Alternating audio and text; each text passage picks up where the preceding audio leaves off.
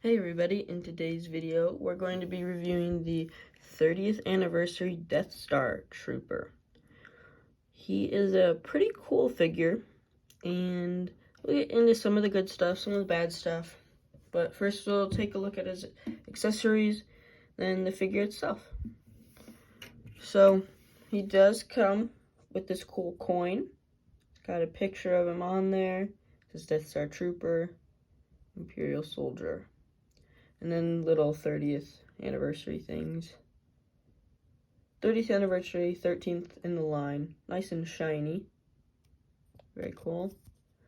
And also just Imperial logo with New Hope and the years. So, that's a cool addition. Not really needed, but still. Better than not having it.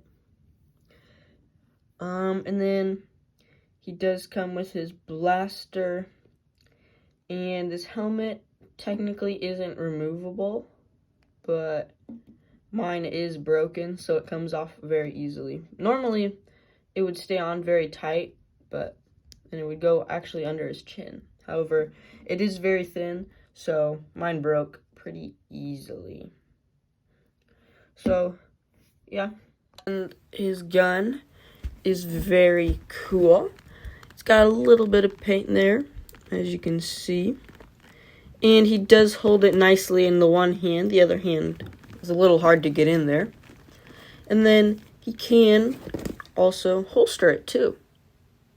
So that's pretty cool. It's a little bit of a tight fit, but still very neat. He also has this cool helmet, which, if you're careful enough, is removable. However, as you can see, mine is broken because it's just a small little piece of plastic. And the helmet is a little big, so it might fall over his face a bit. It's a little hard to position. Still very cool though. And then without the helmet on, you can see he's got a pretty cool face under there. The eyes aren't painted the best. They're not looking like straight on or anything, but it's good enough. The helmet usually covers it up anyways. Look at the actual figure himself and his articulation. So like you saw at the head, it can swivel full 360, and then there's a little bit of up and down. And then the shoulders are ball joints that can swivel all the way around and go up and down a good bit.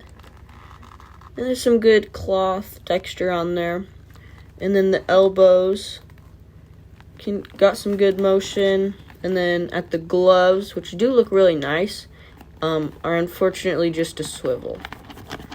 And then same thing with the other arm, just swivel. And then he can spin all the way around at the waist, where he's also got his cool silver belt, which is like some of the only painting on this figure.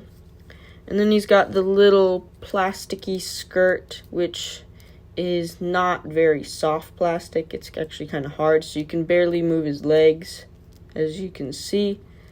His holster doesn't get in the way, but that little cloth cama does.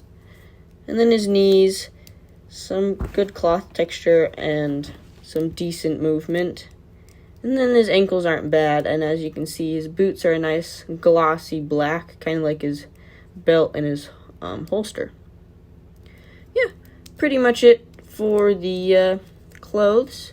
Not too much paint, unfortunately, and not too much detail because it's just all clothes.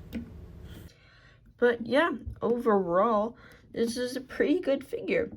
The articulation is good enough, and it doesn't look too bad, especially for display and stuff. So, at the end of the day, I would probably recommend this figure. It's very cool. It's usually pretty cheap. And yeah, he's got the holster, the gun, his helmet is nice. Just be careful you don't break it like mine. Plus he's got his collector coin. And you can get him in some decent poses. Maybe that plastic cape does not help him at all. Still, great figure. I'd probably give it like 6.5 out of 10. Pretty good. I would recommend it. it's cool to add to your Imperial ranks. Yeah. Thank you guys for watching, and I'll see you next time. Bye.